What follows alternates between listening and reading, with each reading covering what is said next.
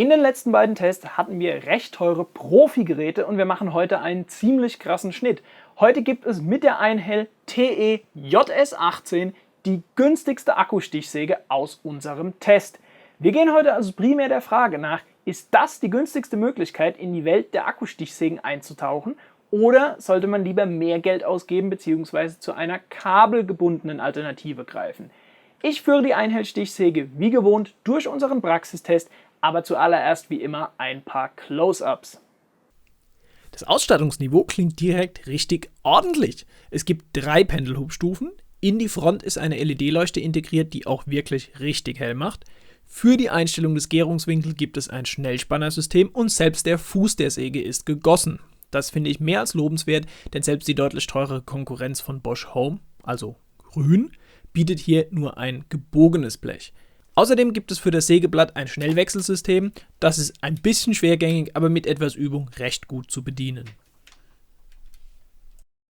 Ich kann eigentlich gar nicht anfangen, ohne Preise zu nennen. Die TE JS18 hat Stand heute einen Straßenpreis von nur rund 55 € ohne den Akku und den Lader. Und damit ist sie so ziemlich die günstigste ernstzunehmende Akkustichsäge auf dem Markt. Selbst mit dem Akku- und Laderstarter-Kit für weitere rund 40 € sind wir insgesamt noch unter 100 € und damit grob in dem Bereich, was die Konkurrenz solo kostet.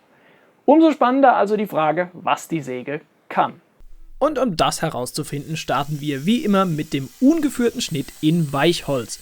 Eine Abweichung gibt es allerdings doch. Unser Standardsägeblatt, das bewusst für einen stabilen Schnitt dicker gewählt ist, passt leider nicht in die Einhell.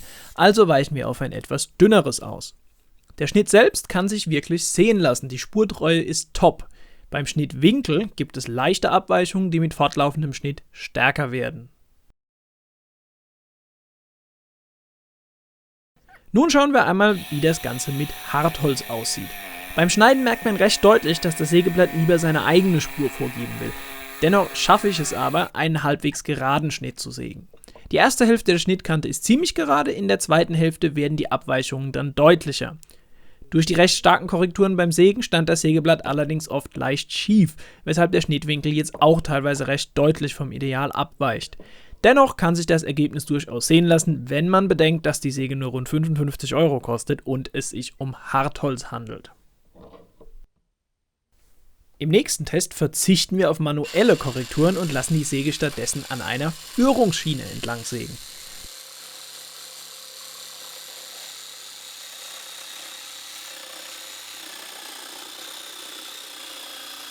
Das scheint der Säge ganz gut zu bekommen, denn die Schnittkante kann sich durchaus sehen lassen. Der Schnittwinkel driftet allerdings auch hier mit fortlaufendem Schnitt ein bisschen ab. Führungsschienen sind aber natürlich nur bedingt für Stichsägen geeignet. Viel eher sollte man mit Stichsägen doch Kurvenschnitte machen. Und genau damit geht es jetzt weiter. Es gelingt dabei ziemlich gut, die gewünschte Spur zu treffen, aber die große Frage ist nun wieder die Winkeltreue. So viel vorab, perfekt ist der Winkel auf keinen Fall. Ich glaube, im ganzen Test aus 13 Sägen hat das aber auch nur eine einzige geschafft.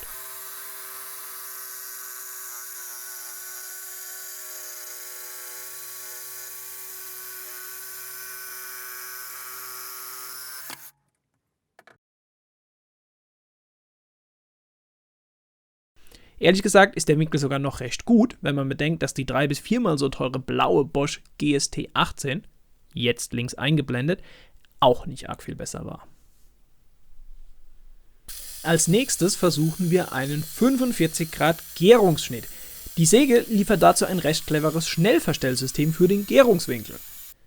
Leider driftet die Säge im Gärungsschnitt aber so stark ab, dass der Gärungsschnitt nicht wirklich brauchbar ist. Wer jetzt denkt, ich habe hier einfach nicht sauber gesägt, dem möchte ich das Ganze noch einmal in Echtzeit zeigen. Kurz vor Ende des Schnitts versuche ich die Säge deutlich zurück auf die Spur zu bringen. Man beachtet die starke Drehung der Säge, aber trotzdem driftet sie in die Gegenrichtung ab. Der Gärungsschnitt ist also in der Praxis leider wenig brauchbar. Alle Sägen, für die es einen Splitterschutz gibt, müssen uns natürlich auch beweisen, dass dieser etwas bringt. Bisher haben mir allerdings nur die Sägen von Bosch gute Ergebnisse gezeigt. Selbst die 18 Volt Makita-Säge hat hier schlecht abgeschnitten. Wir sägen zuerst ohne den Schutz, setzen diesen dann ein und danach noch einmal mit Splitterschutz.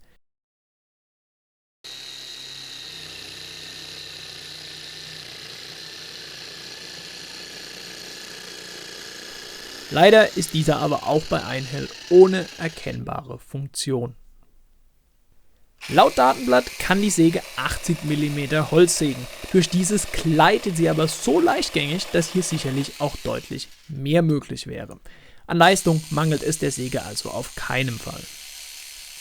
Im Leerlauf ist die Säge für eine Heimwerkersäge recht laut, dafür ist sie im Betrieb dann kaum lauter. Ich würde aber trotzdem auf jeden Fall einen Gehörschutz empfehlen, auch wenn man nur kurz damit arbeitet. Wie sind diese Ergebnisse jetzt zu bewerten? Man darf hier auf keinen Fall den Vergleich zu den 3- oder 4-fach so teuren Profi-Geräten ziehen, die wir in den letzten Wochen getestet haben. Ich will an dieser Stelle auch gar nicht übermäßig werten oder irgendetwas rechtfertigen. Überlegt einfach selbst, was ihr mit der Säge vorhabt. Sind kleine Abweichungen beim Schnittwinkel für eure Anwendungszwecke akzeptabel? Ist der Gärungsschnitt für euch eher unwichtig? Warum dann mehr ausgeben? Fassen wir also noch einmal zusammen. Perfekte Ergebnisse gibt es dieses Mal nicht. Es wäre aber auch schlimm, wenn die günstigste Akkusäge hier alle Punkte abräumen würde. Die Säge ist ein kleines Kraftpaket mit gutem Ausstattungsniveau. Je nach Art des Schnittes muss man allerdings einige Einbußen in Kauf nehmen. Je nach Material und Schnitt gibt es leichte Winkelfehler. Den Gärungsschnitt sehe ich persönlich als völlig unmöglich an. Kommen wir also zurück auf die Frage vom Anfang, kann es für so kleines Geld eine brauchbare Akkustichsäge geben? Ich sage ja, aber nicht für jeden. Wer auf hohe Präzision Wert legt, wird mit der Einhellsäge nicht glücklich werden. Wer aber einfach nur eine leistungsstarke und flexible Stichsäge sucht und noch am Anfang der Heimwerkerkarriere steht, der findet ein kostengünstiges Einsteigergerät.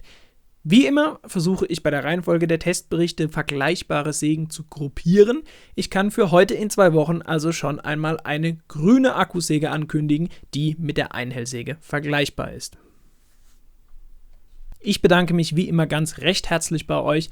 Klickt bitte auf den Like- und Subscribe-Button, wenn ihr das noch nicht gemacht habt, denn hier kommen noch ganz viele tolle Stichsägen-Videos. Wir haben jetzt 3 von 13 geschafft. Nächste Woche kommt die Bosch PST18 als direkten Konkurrent zur Einhellsäge von eben. Das ist das Video, das ihr auf der rechten Seite seht. Und auf der linken Seite gibt es noch eine Alternative aus dem Hause Einhell selbst. Das ist die TE JS100, eine kabelgebundene Stichsäge von Einhell.